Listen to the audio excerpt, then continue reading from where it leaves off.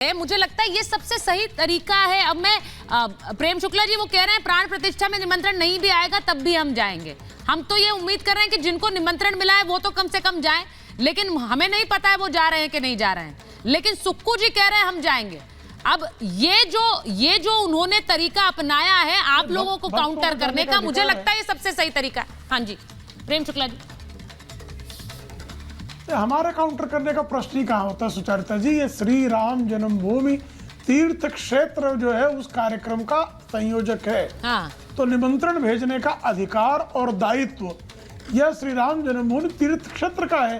वो किसे निमंत्रित कर रहा है किसे नहीं निमंत्रित कर रहा है उस पर भारतीय जनता पार्टी का कोई हस्तक्षेप नहीं है।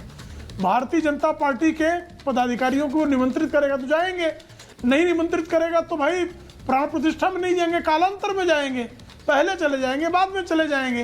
तो प्राण प्रतिष्ठा समारोह में किसको निमंत्रित करना नहीं करना है ये पूरी तरह से श्री राम जन्मभूमि तीर्थ क्षेत्र का अधिकार क्षेत्र है।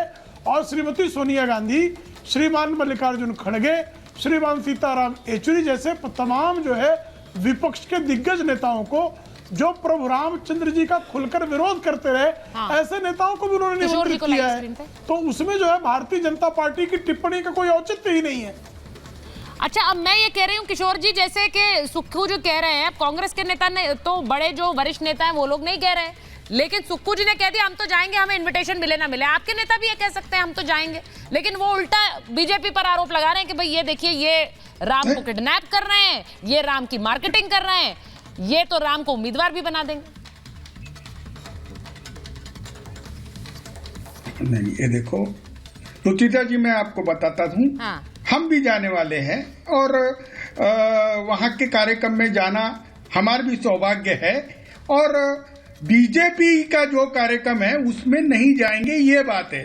सुक्खू जी का अपना निर्णय है, लेकिन हमारी पार्टी ने किसी को नहीं जाने से तो मना नहीं किया है। लेकिन हमारे पार्टी के प्रवक्ता, हमारे पार्टी के प्रमुख का ये मानना है कि ये पॉलिटिकल इवेंट हो चुका है और बीजेपी इसमें पूरा भाजपाकरण करके राजनीति कर रही है, यही बात है। अब तुम्हारी दूसरा मुद्दा, एक बहुत बड़ा मुद्दा तुमने मुझे बताया था कि महाराष्ट्र में दरार पड़ गई तो बिहार में दरार पड़ गई। अरे आपकी इतनी चिंता देखकर मैं आपको आश्वस्त करना चाहता हूँ कि सुचिता जी इतना विचलित मत हो, हम लोग इंटैक्ट है। बीजेपी से तो शायद ही महाराष्ट्र से बीजेपी की शायद प्रेम शुक्ला जी एक आधी सीट भी चुन के आ जाए तो कठिन हो चुका है। अभी वहां में कांग्रेस है, महाराष्ट्र में प्रेम शुक्ला जी प्रकाश अम्बेडकर है, चैलेंज दे रहे हैं किशोर तिवारी जी। एक सीट महाराष्ट्र में नहीं, मैं चैलेंज नहीं कर रहा हूँ। हाँ तिवारी जी अपने बारे में बता रहे हैं। अरे नहीं मैं बता रहा हूँ प्रेम शुक्ला जी भी गठबंधन के बारे में बता रहा हूँ। मैं बता रहा हूँ प्रेम शुक्ला जी, मैं बोल रहा हूँ मुझे बोलने दो। प्रेम शुक्ला जी मैं बता रहा हूँ कि महाराष्ट्र की राजनीति से तुम भी इंटैक्ट जीत सकता है। मैं बता रहा हूँ ना, महाराष्ट्र से तुम भी इंटैक्ट संजय राउत कांग्रेस को जीरो कह रहे हैं। जो जातीय समीकरण बैठ रहा है, संजय निरुपम कांग्रेस जो वोट बैंक बैठ रहा है वो, अरे देखो मैं भी बता रहा हूँ संजय निरुपम और संजय राउत क्या कर रहे हैं। नेताओं के बयान पे मत जाओ, ग्राउंड रियलिटी पे जाओ। और ग्राउंड रियलिटी क्या है भाई मैं अभी बता रहा हूँ ना, संजय राउत को गंभीर न लिया जाए। ग्राउंड रियलिटी में बता रहा हूँ, संजय राउत को गंभीरता से न लिया जाए। नहीं प्रेम शुक्ला जी, तिवारी जी, प्रेम शुक्ला जी मेरी बात आप समझ लो, मैं बता रहा हूँ ना आपको। अरे मैं मेरी बात पूरी मेरे मुंह में लिया जाएगा गंभीरता से। हाँ मैं मेरी बात कहना चाहता हूँ कि महाराष्ट्र में, अरे बीच में मत बोलो यार, एक बार मैं मेरी बात पूरी कर दूं। बोलिए कंप्लीट करिए तिवारी जी, कंप्लीट करिए। आपके वोट है, हाँ ये डिबेट होता है, डिबेट में डिबेट की मर्यादा का पालन हो, इतना मुझे अच्छा लगता है। एक मिनट मैं बोल रहा हूं कि भाजपा के केवल 30% वोट है महाराष्ट्र में।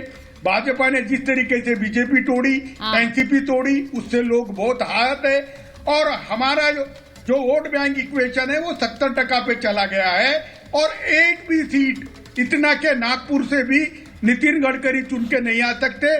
प्रेम शुक्ला, आत्मचिंतन करने की आपको आवश्यकता है। महाराष्ट्र ही मोदी जी को 24 में सत्ता से आने से रोक सकता है।